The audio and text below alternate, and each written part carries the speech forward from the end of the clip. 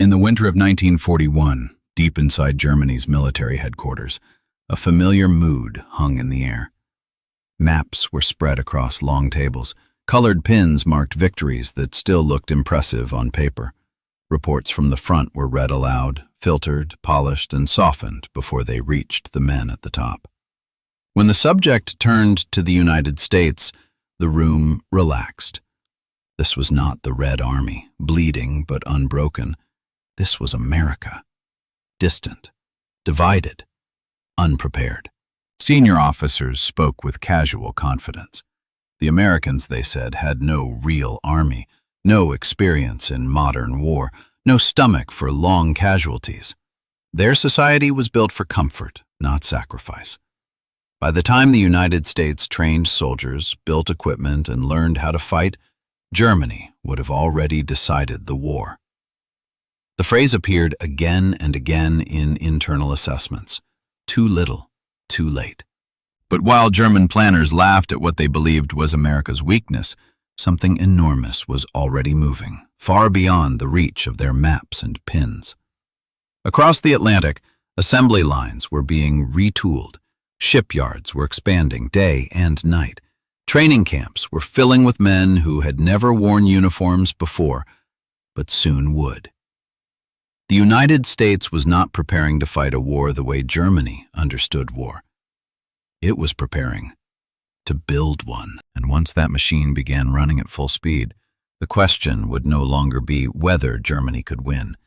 The only question left would be how long it would take for winning to become mathematically impossible. To understand how mockery turned into panic and panic into inevitability, we have to understand why the German High Command believed America didn't matter in the first place. Chapter 1. Thesis. How wars become unwinnable. Wars are rarely lost on the day an army collapses or a capital falls. Long before that moment arrives, the outcome is often already sealed by forces far from the front lines. Production schedules, training pipelines, fuel reserves, shipping capacity, these quiet, unglamorous factors determine what is possible and what is not. Battles decide how a war ends. Arithmetic decides whether it can be won at all. The German High Command believed it understood this. Germany had mobilized early, reorganized its economy for war, and smashed its enemies with speed and precision. Against France and Poland, operational brilliance had compensated for limited resources. Against the Soviet Union, leaders convinced themselves that one decisive campaign would collapse the enemy before material limits became fatal. That mindset shaped how they viewed America. They judged the United States not by what it could become, but by what it appeared to be in peacetime. What they failed to grasp was that America did not need to win quickly. It only needed time. Time to train millions of soldiers, time to flood oceans with ships, time to turn raw steel into aircraft, tanks, trucks, and ammunition in quantities no European power could match. Once that process reached full momentum, Germany would no longer be fighting an opposing army. It would be fighting an entire industrial civilization. This is the deeper story behind the laughter and the dismissive remarks. It is not about arrogance alone, but about a catastrophic misreading of scale. German leaders assumed the war would be decided before America could matter. In reality, the moment America entered the conflict, the clock began running in only one direction. To see how that misunderstanding took hold, we have to look at the illusion that shaped German thinking in the first place. Chapter 2. The illusion. America isn't ready. From the German perspective, the evidence seemed overwhelming. In 1940 and 1941, the Wehrmacht had crushed Poland in weeks, broken France in 6, and driven deep into the Soviet Union with forces that appeared unstoppable. These victories reinforced a dangerous belief that modern wars were decided by speed, nerve, and operational brilliance, not by long-term endurance. America, by contrast, looked slow, bureaucratic, and inexperienced. German officers studied the U.S. Army and saw a force ranked far below Europe's major militaries. Its equipment was outdated, its officer corps small, its soldiers untested. Many American units were still training with wooden mock-ups instead of real weapons. To men who had just crossed the Ardennes or encircled entire armies, this did not look like a serious threat. It looked like a country still arguing about whether it even wanted to fight. There was also a cultural blindness at work. German planners projected their own limitations onto their enemy. Germany was already straining to supply multiple fronts. Fuel shortages haunted every operational plan. Manpower losses in the East were irreplaceable. From that perspective, it was easy to assume America would face similar constraints. They could not imagine a nation that could fight a global war without immediately running out of men, material, or political will. Perhaps most dangerous of all was the way information moved upward. Reports that questioned this view were softened or dismissed. Intelligence estimates that suggested massive American production were labeled unrealistic. No one wanted to be the officer who argued that Germany might be outmatched not on the battlefield, but in the factories. Confidence was safer than doubt, and doubt carried consequences. So the illusion hardened into certainty. America was unprepared. America was late. America would not arrive in time to matter. That belief shaped every strategic calculation Germany made. And while German leaders congratulated themselves on their clarity, the reality they were ignoring was already beginning to take form across an ocean they could no longer control. Chapter 3. The switch flips. The arsenal awakens. The moment the United States committed fully to the war, the assumptions that had sustained German confidence began to crack. What German intelligence had measured as potential slowly transformed into momentum. American industry did not surge forward all at once. It accelerated, month by month, like a massive engine gaining speed, each turn making the next unavoidable. Factories that had produced cars, refrigerators, and farm equipment were converted with astonishing speed. Assembly lines were redesigned, standardized, and scaled. Shipyards expanded beyond anything Europe had ever attempted, stretching along coastlines and rivers, launching hulls faster than German submarines could sink them. Training camps filled with men who arrived as civilians and left as soldiers by the hundreds of thousands. What made this transformation so dangerous was not just its size, but its direction. Germany's economy was already operating near its limits, under constant bombardment, forced to make trade-offs between tanks and aircraft, fighters and bombers, fuel and training. America faced no such dilemma. It was not reallocating resources. It was adding them. Every month, American output did not merely replace losses, it exceeded them. At first, German analysts tried to rationalize what they were seeing. Production numbers were dismissed as propaganda.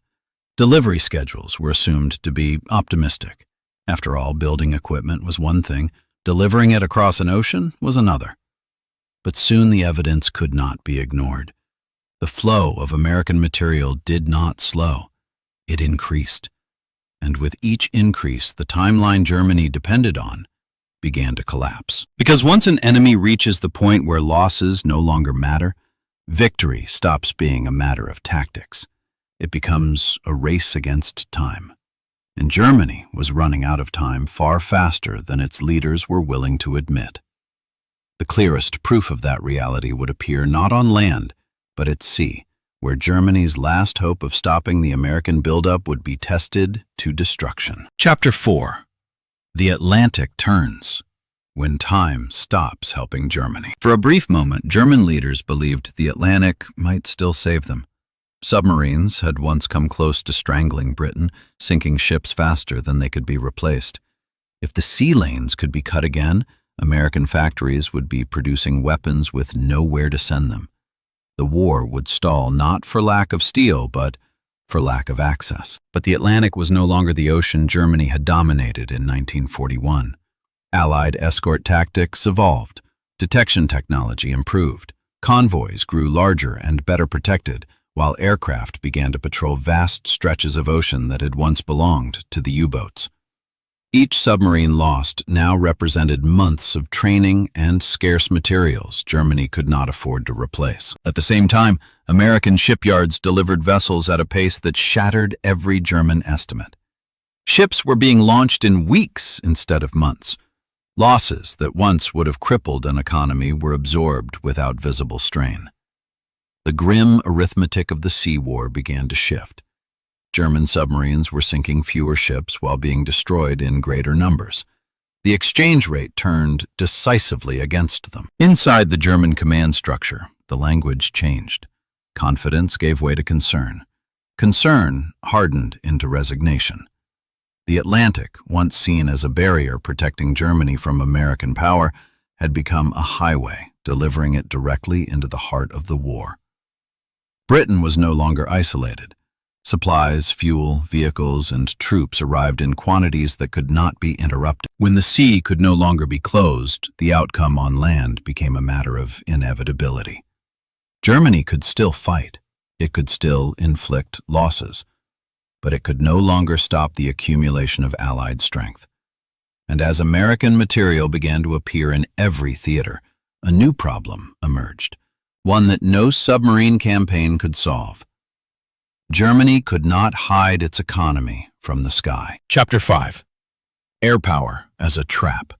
You can't hide an economy. By the time American industry was fully engaged, Germany faced a dilemma with no solution. Every tank, aircraft, and shell the Reich produced now existed under constant threat from the air. Allied bombers, increasingly escorted by long-range fighters, did more than destroy factories. They forced Germany to defend everything at once, and Germany did not have the resources to do that. Fighter aircraft were desperately needed at the front, but they were also needed over German cities. Fuel was required for training new pilots, but fuel was also needed to keep experienced squadrons operational. Every hour flown in combat reduced the hours available for training, and every pilot lost represented years of investment that could not be replaced quickly. Germany was not just losing machines. It was losing the human systems that made those machines useful. The Americans, by contrast, operated under a different logic. When losses occurred, replacements followed. Training pipelines expanded rather than contracted. Pilots arrived at the front with standardized aircraft, standardized tactics, and a logistical system designed to support sustained operations. The air war became less about brilliance and more about endurance. And endurance favored the side that could afford mistakes. German commanders understood the danger immediately. Once air superiority was lost, movement became hazardous. Resupply slowed. Reinforcement schedules broke down. Entire units were forced to operate at night or remain immobilized during daylight hours. War, at every level, became more expensive for Germany and cheaper for its enemies. This was the moment when the conflict crossed an invisible threshold. Germany could still win battles, but it could no longer recover from them. Every engagement drained strength that could not be restored. Every delay favored the Allies. And as reports accumulated, even the most optimistic planners began to sense what this meant. The war was no longer slipping away. It was becoming structurally impossible to win. The only question left was when that truth would be openly acknowledged. Chapter 6. The Moment of Realization. The war becomes unwinnable. There was no single document that announced the war was lost. No dramatic confession signed in ink. Instead, realization arrived quietly through a series of reports that no longer contradicted one another. Production tables, shipping figures, aircraft losses, fuel availability. Different departments, different commands, all pointing to the same conclusion. Germany was fighting an enemy whose strength was not peaking, but accelerating. Captured reports and battlefield observations reinforced what the numbers already suggested. American units that suffered losses were replaced with alarming speed. Destroyed vehicles reappeared within weeks. Airfields that had been bombed were active again almost immediately. Even German officers taken prisoner returned with the same story. Endless equipment, abundant fuel, and a system built to absorb damage without slowing down. Inside the German High Command, the logic finally aligned. This was no longer a war that could be turned by a bold maneuver or a single decisive campaign. Even victory on the battlefield failed to improve Germany's position. Losses that would have crippled Germany barely registered on the Allied side. Time, once Germany's ally during the early years of the war, had become its executioner. At that point, strategy narrowed to grim choices. Hold ground and bleed slowly, or retreat and bleed just as surely. Preserve forces and lose territory, or defend territory and lose forces. None of the options altered the final outcome. They only changed the path toward it. The war had crossed the line where success was no longer achievable, only delayed. Yet, acknowledging that truth openly carried its own danger. To say the war was unwinnable was to challenge not just policy but authority itself. And in a system that punished realism and rewarded belief, many chose silence over honesty. The consequences of that silence would shape everything that followed, as leaders searched for reasons to keep fighting long after reason itself had disappeared. Chapter 7.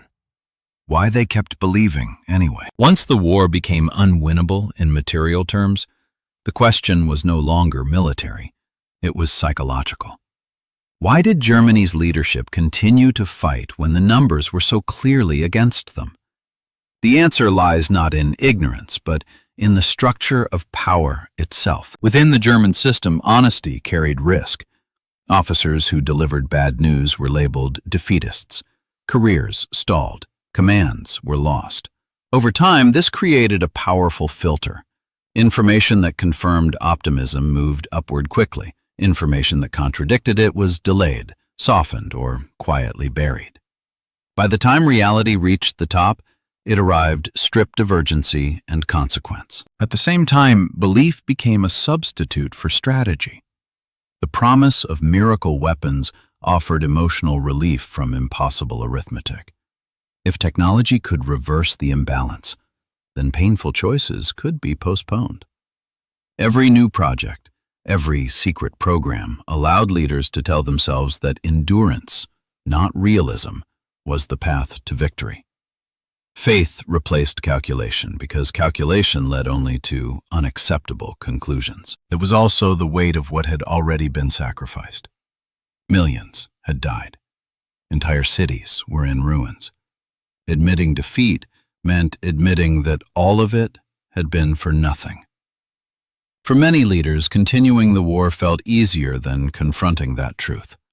The sunk cost of blood made withdrawal psychologically unbearable. So the war went on, not because victory was possible, but because acknowledging defeat threatened the legitimacy of those in charge. In that environment, the system did what such systems always do. It protected itself. And as it did, the consequences of denial grew more severe with every passing month, pushing Germany toward a collapse that no speech, weapon, or belief could prevent. Chapter 8. Conclusion.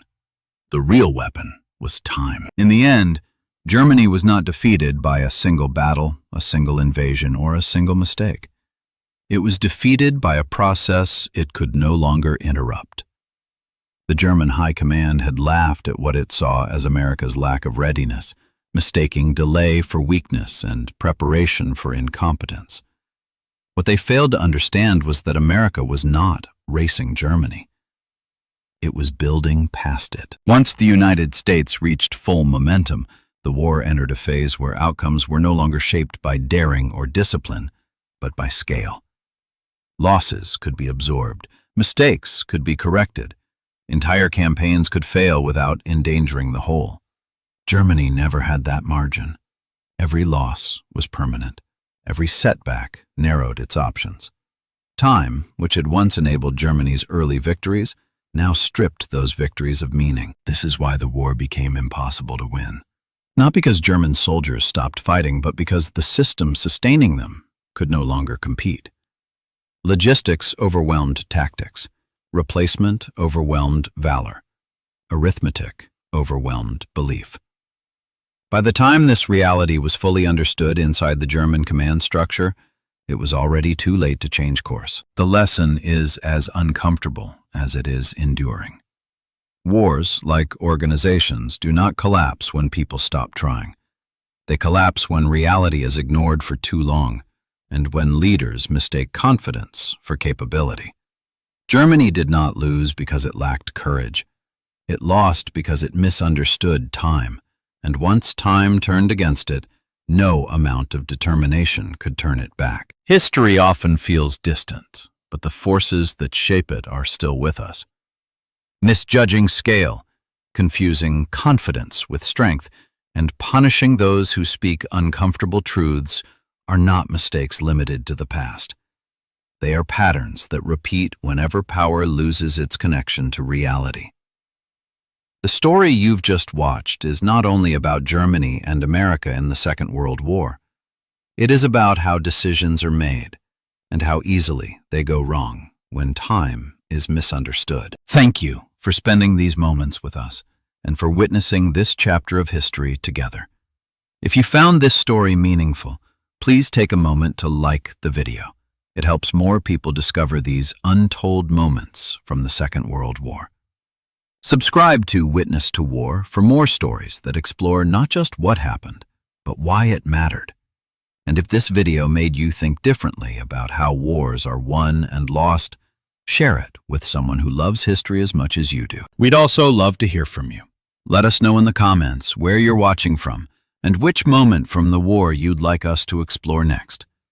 From all of us at Witness to War, thank you for watching, and thank you for keeping history alive.